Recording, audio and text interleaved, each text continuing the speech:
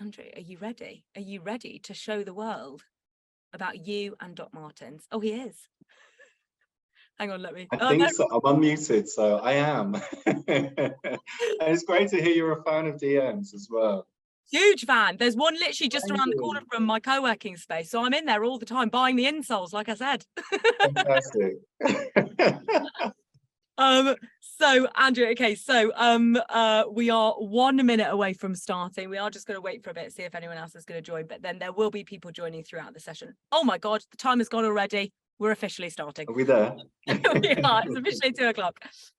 Okay, so the first thing that I want you to do is I would love you to introduce yourself. So tell us a bit about who you are, what you do, and tell us about Doc Martens for anyone that may possibly not know who Doc Martens are.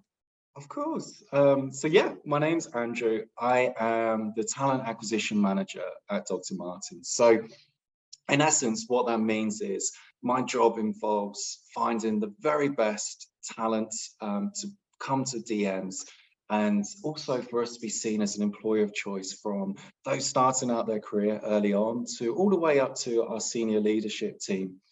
And if you think about Dr. Martens, it's one of the most iconic, culturally influential British footwear brands that exists. It's a brand that has a rich heritage. It's been around for over 60 years. And for us, we have over 160 stores. Last financial year, we sold over 14 million pairs. So it's an incredible brand, and I'll definitely share a bit more about us and what we do.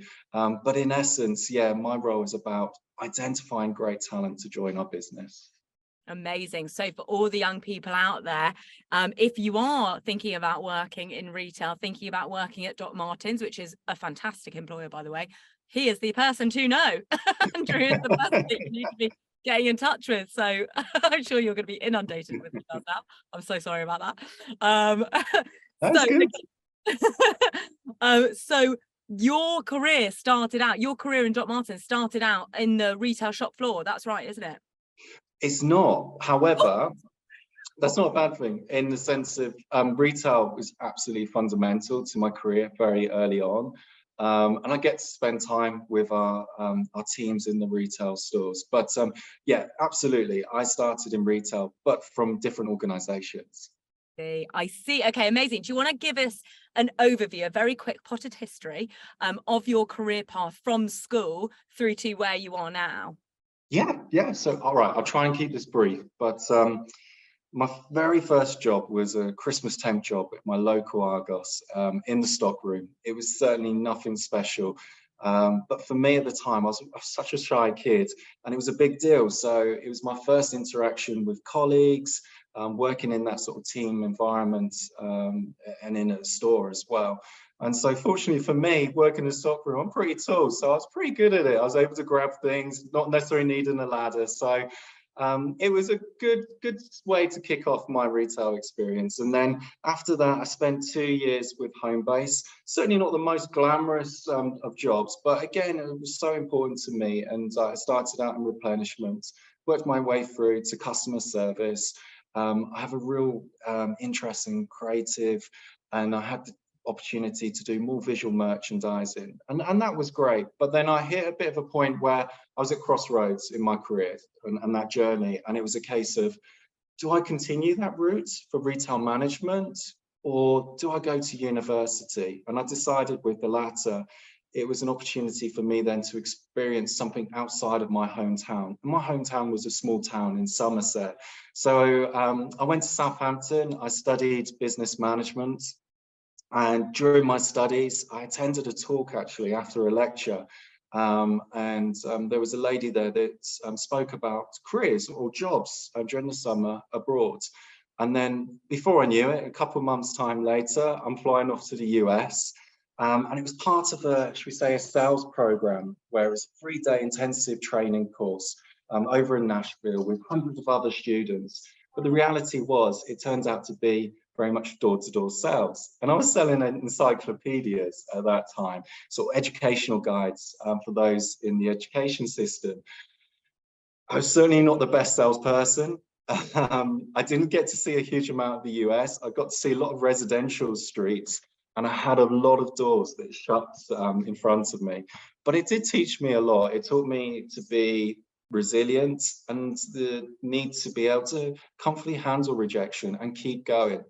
So I returned to complete my degree whilst holding down another retail job in Southampton at that time with Shoe.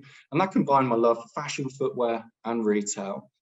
And after graduating, to be honest, it got really real. I needed to decide what I was going to do. And in all honesty, it was pretty overwhelming at that time. I moved to Essex to try and be closer to London. I spent hours trolling through job boards to find that perfect job, but not knowing what that perfect job was. And it's tended to lean me towards sales and customer service. And I was still searching. I needed to earn money. So I was a labourer for 2 or 3 months. My dad's a builder, so I was used to doing that at the weekends. And eventually I saw an opportunity for what was called then a resourcer for a local recruitment firm.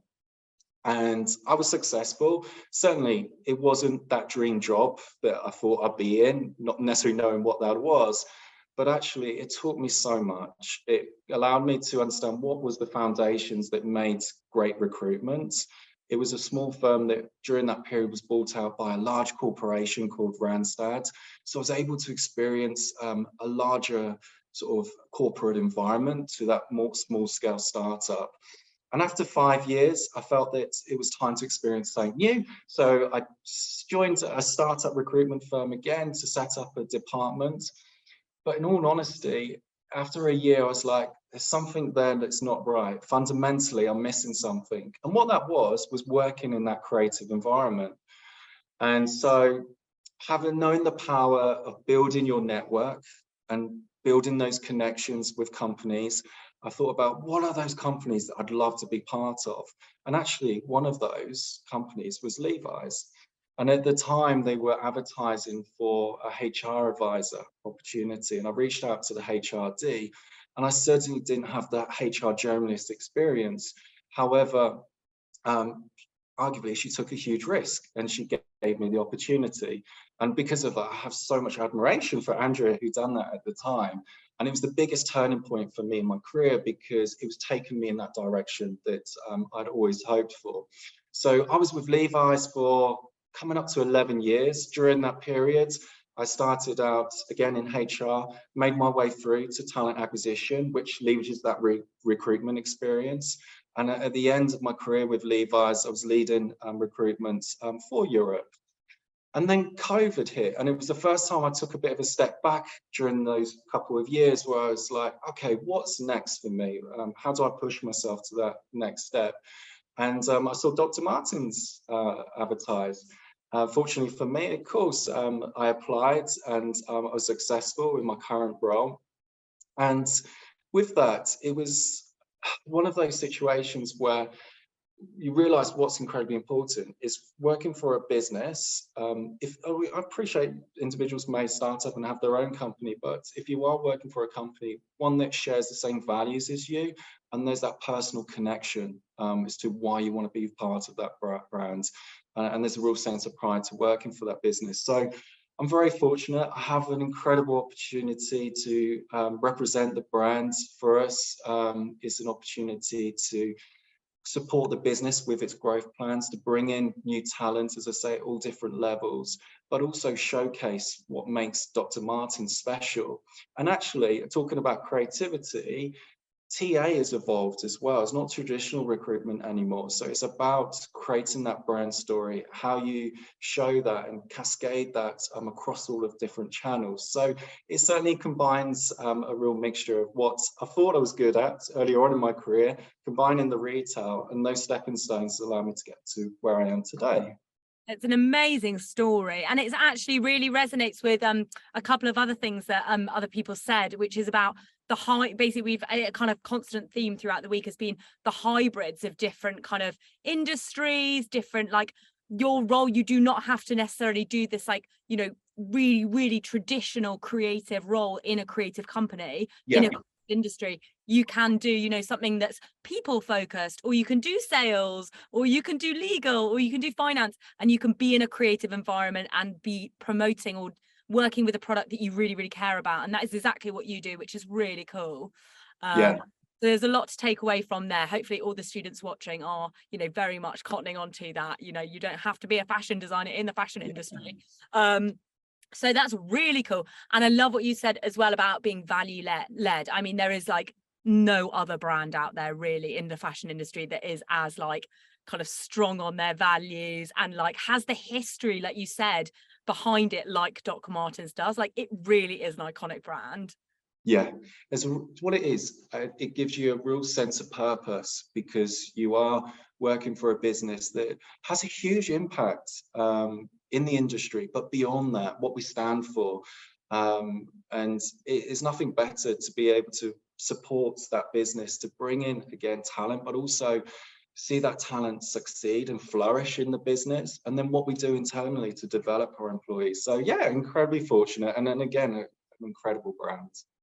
I'm sure as well that like Doc Martens, because it is so historic and iconic. I mean, there are so many overlaps between like Doc Martens and like actual creative and like other creative industries, like music, for example. And then you've got, you know, like a design, like all of these things. Like it, you know, it is used as it's kind of appears so regularly in other creative industries. I think that's what I'm trying to say. No, completely. It's really at the center of culture. And when you mention music, music runs through the DNA of what Dr. Martens is and the subculture cultures over the years to where we are today. And it remains so incredibly important and how we give back to that music community as well. So definitely. Absolutely. Yeah. And so chat to me a little bit about what Dr. Martens does for, you know, to kind of, this is exactly what your role is, I suppose, helping young people get into, you know, the company as well as the wider fashion industry. Do you guys have any apprenticeships, initiatives, like programs, anything like that, that kind of helps people? Definitely. So if I think about this, so one thing we do a lot of work with colleges, universities, and often we set briefs that allow students to work on a particular project, gives them exposure to our office environment, gets to meet the team, understand the DNA of the brand, our journey and where we're going. And with that, being able to present back to leaders, whether it's our marketing product team as well. And because of that, it's a real life project that you can take to a next level and be able to showcase to future employers. And you learn a lot about yourself doing that. But equally, Dr. Martens learn a lot from those students that share different insights to their perspective at DMs and what the future could hold for a brand like us. So we do a lot of work around that. We do a lot of mentorships as well.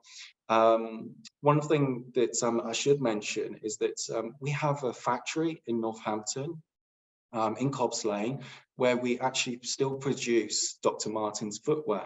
It's called our Made in England range, and we do run an apprenticeship program there. It's been running for a number of years now, and we've seen so many successes of that.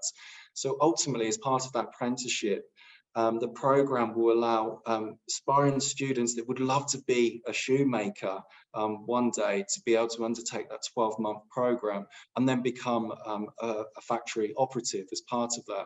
And interestingly as well, our applications for that this year open up on the 31st of this month. Perfect timing, eh? And with a start date then in September of this year, and that runs then for 12 months for us. And for any further details on that, I know we'll be sharing on Eric, but also we have our careers site where you find the apprenticeship job tab, and that give you more insights in terms of the timing, how the program works. Fantastic. And we'll definitely get the links for that ready and send it to everyone afterwards as well, because there's Amazing. urgency with that. Certainly, we want as Yeah. many young people to be able to apply to that as possible. That's a really cool scheme, really cool initiative. What is the advice? So bearing in mind that obviously you've tried a number of different things, you know, you eventually kind of worked out your, I guess, the skill set and the stuff that you liked combined with your passion for, you know, shoes, fashion, all of these things. Yeah. So what is the advice that you would give a 16-year-old who is, I guess, kind of looking to get into the industry and maybe follow a similar career path to you? Yeah, definitely. If I think about when I was 16 as well, was generally pretty hard on myself when I was younger. Academically, I loved learning, but I wasn't the smartest. But I made up for it sort of working hard. And there was a bit of lack of confidence and self-belief in doing that. And what I found was it's sort of trying to take yourself out of that comfort zone as much as possible. It can feel a bit odd or not comfortable, but of course, as in comfort zone, it's the time when you learn, and the more you face that, the more confident you become in those situations. But indeed, if I look back and if I speak to my former 60-year-old self, I would say, enjoy the process of challenging yourself. Don't be too harsh on yourself when things don't work out as planned. Everything is a learning opportunity. Continue to be kind. Surround yourself with those that care for you. Believe in yourself, but also the impact that you have around others. I think it's easy to forget like what you do and the influence you have, whether it's friends, colleagues as well. And also seize every opportunity to take on more responsibility and new experiences. Don't compare yourself to others and where they are in that career journey. Find your own career path, and it may take time, but take it step by step. And if you keep persevering, it will absolutely happen for you. And be disciplined. Motivation's important, and it will get you started. If you're disciplined, it will keep you going, and it will get you through those more difficult times. Do you know what? Also, the most important thing is a job doesn't define who you are. However, and it doesn't, I'm 100% agree with that. But if you find a job or do something that you're incredibly passionate about, it goes back to that sense of purpose, and it becomes incredibly rewarding. And I think you get your true self, your best self out of yourself in that situation. But 100%, job does not define you. I love that. That is honestly a fantastic bit of advice.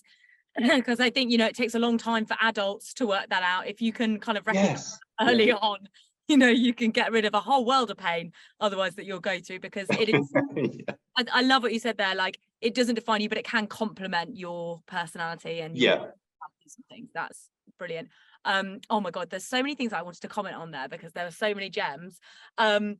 There has been a constant theme throughout the week saying that failure as well. Like I loved the story that you told at the beginning about the sales, when you went and became a door-to-door salesman and you were like, oh God, I'm not very good at it, but I gained so many skills from it, like resilience and picking yourself back up and stuff like that. That is getting out of your comfort zone, isn't it? That is a really tangible to take yourself out of your comfort zone. Stuff like that is so amazing because it really does build up that kind of like you're saying resilience. It gives you so many learnings very, very quickly, and this theme of failure has been recurring throughout the week, where it's about relabeling those kind of experiences. It's not failure, it's a learning curve. It's a confidence builder. It's a development rather than a negative. So I love that. I think that's brilliant. 100%. That is all we've got time for. We've actually gone on a bit because I just that went quick for me anyway. Thank you so much for joining us. It has been fantastic hearing from you. Your career journey was so interesting, and all of those bits at the end were really, really useful for the young people to be able to take away. Thank you so much. Thank you for having me. Thank you. See you all. Bye.